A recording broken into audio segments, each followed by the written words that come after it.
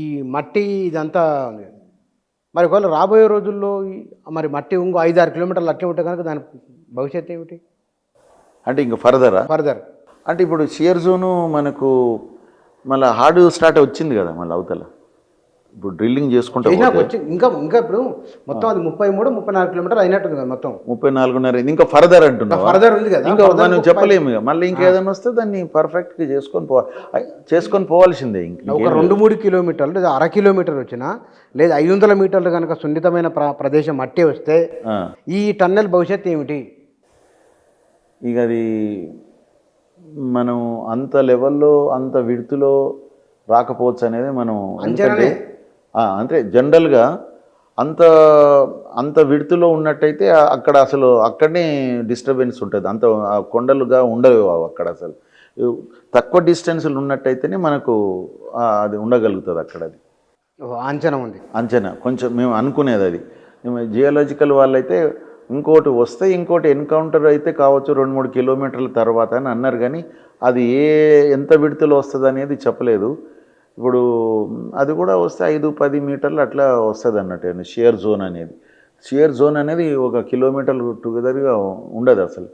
2 hard జోన్ల మధ్యలో ఇరుక్కున్నటువంటి అది మట్టి అది అసలు. అక్కడి నుంచి సీపేజ్ కూడా ఉంటుంది అన్నట్టు అట్లా నేనని. కాబట్టి ఇప్పుడు ఆ సీపేజ్ని కంట్రోల్ ఏం చేయలేము మనం. ఇక్కడ కంట్రోల్ చేస్తే ఇంకెక్కడి నుంచి అని వెళ్తుందేమో అని.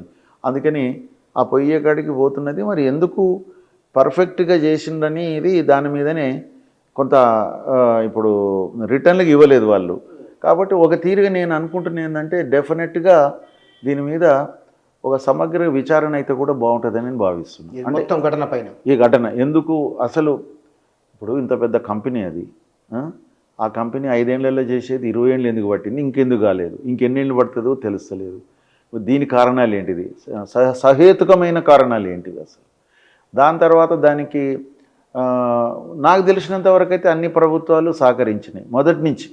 దీని అగ్రిమెంట్ కానించి ఇప్పటి వరకు ఉన్నటువంటి వచ్చిన ఏ ప్రభుత్వం అయినా సమైక్య రాష్ట్రంలో కానీ ప్రత్యేక రాష్ట్రంలో కానీ ప్రభుత్వాలు ఈ ఈ ఈ దీని టీవీ మన ఎస్ఎల్బీసీ టన్నెల్ కంప్లీట్ కావాలనే ఉద్దేశం మీదనే అవుట్ ఆఫ్ ది వే కూడా వాళ్ళకు సహకరించినాయి అన్ని ప్రభుత్వాలు. అంటే ఇప్పుడు అన్ని ప్రభుత్వాలు సహకరించినప్పటికీ ఈ జేపీ అసోసియేట్స్ పనిచేయలేదంటే ఈ మొత్తానికి కారకులు వాళ్ళేనా? మరి 100% వాళ్ళే, 100% ఇది టోటల్గా జేపీ అసోసియేట్స్ వాళ్ళు వాళ్ళ యొక్క ఆర్థిక ఇబ్బందుల వలన వాళ్ళ యొక్క కంపెనీ అసలు టోటల్గా బ్లాక్ లిస్ట్ కాడికి పోయింది. అసలు వాళ్ళకు ఎవరికి వాళ్ళు డీవియేట్ అయ్యిండ్రు. వాళ్ళు ఒరిజినల్గా ఇన్ఫ్రాస్ట్రక్చర్ దాంట్లోనే ఉండేది. అటువంటి దాంట్లో నుంచి వాళ్ళు రియల్ ఎస్టేట్కు ఇంకెళ్ళను వెళ్ళడం వలన ఆ అనుభవం లేకుండానే ఎక్కడో అన్నీ వీళ్ళ యొక్క అమౌంట్స్ అంతా ఒక దగ్గర బ్లాక్ అయింది. బ్లాక్ అయ్యే వరకు తెచ్చిన బ్యాంకుల నుంచి తెచ్చిన అప్పులు అవి ఇవి, తర్వాత బయట ప్రజలకు ఇవ్వవలసిన ఇండ్లు కట్టిస్తామని చెప్పి వేల క్యాజిల్స్కు వీళ్ళు ఒక ప్రోగ్రామ్ వేసుకున్నారు. దాన్ని చేయలేకపోయినరు. వాళ్ళందరూ కోర్టుకు పోయినరు. సుప్రీం కోర్టే వీళ్ళ మీద ఆదేశించింది మీ అన్ని ఆస్తులు అమ్మి వాళ్ళకి ఇవ్వాలని. ఎన్ని వేల కోట్లయి ఆస్తు ఒక్కొక్కటి. వాళ్ళు మన దగ్గర కూడా జగ్గయ్యపేటలో ఒక పెద్ద సిమెంట్ ఫ్యాక్టరీ కట్టిండు. జేపీ సిమెంట్స్ అంటే అదే చాలా ఫేమస్ అయింది. వేరే వాళ్ళు కొన్నారు కానీ పేరు బాగుందని చెప్పేసి వాడు అదే పేరుతో నడిపిస్తున్నాడు. ఆ విధంగా మధ్యప్రదేశ్లో ఎన్నో ఉన్నాయి వాళ్ళకు సిమెంట్ ఫ్యాక్టరీస్. అసలు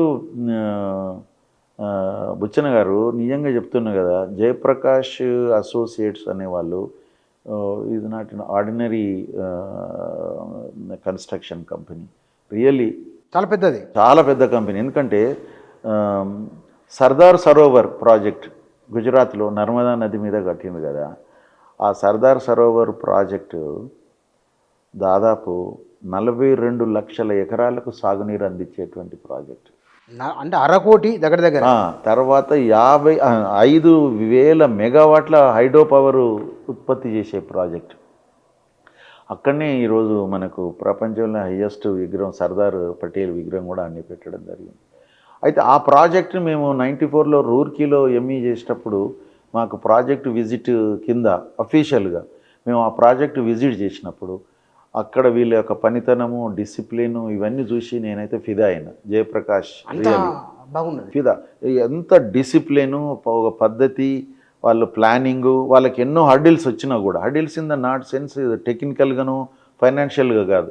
అక్కడ మేతా పట్కర్ ఉండేసి ఈ ప్రాజెక్ట్కి వ్యతిరేకంగా నిర్వాసితుల మీద నిర్వాసితులకు చాలా అన్యాయం అవుతుందని ఆమె అసలు ప్రాజెక్టుని కట్టనీయకుండా మునిగిపోయే ప్రాంతంలో పోయి కూర్చునేది ఆమె అసలు. అటువంటి అన్ని హర్డిల్స్ అన్నిటిని దాటుకుంటూ చేసుకుంటూ ఒప్పించుకొని మొత్తం మీద ఆ ప్రాజెక్ట్ని కంప్లీట్ చేసింది. కాబట్టి అటువంటి పెద్ద సంస్థ మనం టన్నెల్ చేస్తున్నదంటే మేము చాలా సంతోషించినాము. Really I felt very happy. కానీ వాళ్ళకు మీకు ఇంకా చెప్తున్నా, వాళ్ళకు మొత్తం ఈరోజు ఇండియాలో ప్రైవేట్ సెక్టార్లో హైడల్ పవర్లో ఎవరే టాప్ అంటే జయప్రకాష్. నార్త్లో ఉన్నటువంటి గంగా యొక్క అన్ని ఉపనదుల మీద మొత్తం హైడల్ పవర్ మొత్తం వీలే. హరిద్వార్ నుంచి కేదార్నాథ్, బద్రీనాథ్ వరకు ఉన్నటువంటి హైడల్ పవర్స్ అన్నీ కూడా జేపీవే. చాలా సున్నితమైన ప్రాంతాలు అవన్నీ, చాలా సున్నితమైన. అందులో అక్కడ టన్నెల్లో ఎవ్రీ కిలోమీటర్లు ఇటువంటిది వాళ్ళకు హర్డిల్ వస్తుంది, ఎవ్రీ కిలోమీటర్కి వస్తుంది. అటువంటిది వాళ్ళు ఇదే కాదు ఇన్ని చేశారు కదా. తర్వాత టెర్రరిస్టులతోని ఉన్నటువంటి జమ్మూ కాశ్మీర్లో కూడా ఒక బ్యూటిఫుల్ ప్రాజెక్ట్ చేసి ఇచ్చారు. అక్కడ కూడా ఒకటి హైడల్ పవర్ ప్లస్ ఇరిగేషన్ సంబంధించి టన్నెల్స్తోని అక్కడ టీవీఎం కూడా వాడిండ్రు వాళ్ళు కొంత. దాని తర్వాత మేము అక్కడి నుంచి మన దగ్గరికి వచ్చిండ్రు వాళ్ళు, దానికి సంబంధించిన వాళ్ళు. అక్కడ వాళ్ళు టెర్రరిస్టులతో కూడా వాళ్ళని సమझौता చేసుకొని వాళ్ళని ప్లీజ్ చేసుకుంటూ వీళ్ళు కంప్లీట్ చేయగలిగినారు అక్కడ. అంత అటువంటి ప్రాణానికి తెగించి కూడా వాళ్ళు అక్కడ ఉండి చేసి ఆ ప్రాజెక్టుని కంప్లీట్ చేసిండ్రు. అటువంటి సంస్థ దీనికి మరి ఇంత పేరున్నది వాళ్ళకు. ఎందుకంటే దీని వ్యవస్థాపకుడు జయప్రకాష్, ఆయన ఇరిగేషన్లో ఒక అసిస్టెంట్ ఇంజనీర్గా ఉండి దాని తర్వాత ఆయన రిజైన్ చేసేసి ప్రాజెక్టులు మొదలుపెట్టుకున్నాడు. అటువంటి అతనికి ఒక పెట్టిన ఇది ఏమంటారు, పిండి ఏంది, కొట్టిన పిండి ఏమంటారు, కొట్టిన పిండి. ఇటువంటిది టనల్ అంటే వాళ్ళకి ఈజీ అన్నమాట. వాళ్ళ వ్యవస్థ, వాళ్ళకు ఉన్నటువంటి టెక్నికల్ నోహావ్, వీళ్ళందరినీ నేను అక్కడ చూశాను కదా. ఇండియాలో టాప్ రిటైర్ అయిన వాళ్ళు కానీ, లేకుంటే ఆల్రెడీ పనిచేస్తున్న వాళ్ళు కూడా కానీ వాళ్ళకు చాలా మంచిగా టెక్నికల్ నోహావ్ బ్రహ్మాండంగా ఉంది జయప్రకాష్. కానీ మరి ఇక్కడ టన్నెల్ దాంట్లోకి పోయిన తర్వాత కొంత వర్క్ జరిగిన తర్వాత ఎందుకు మధ్యలో వదిలేయాల్సి వచ్చింది? అంత ఇంజనీరింగ్ ఉండి అంటే బాగా చదువుకున్న వాళ్ళు ఎగ్జామ్ రాసినాక ఫెయిల్ అయినట్టుంది మీరు చెప్పేది. అంటే ఏమైపోయిందంటే వాళ్ళు స్టార్టింగ్లో మన దగ్గర 2004 నుంచి అంటే 2005లో టన్నల్ ఏది అగ్రిమెంట్ అయింది, ఆగస్టు 24 నాడు అనుకోండి భాష.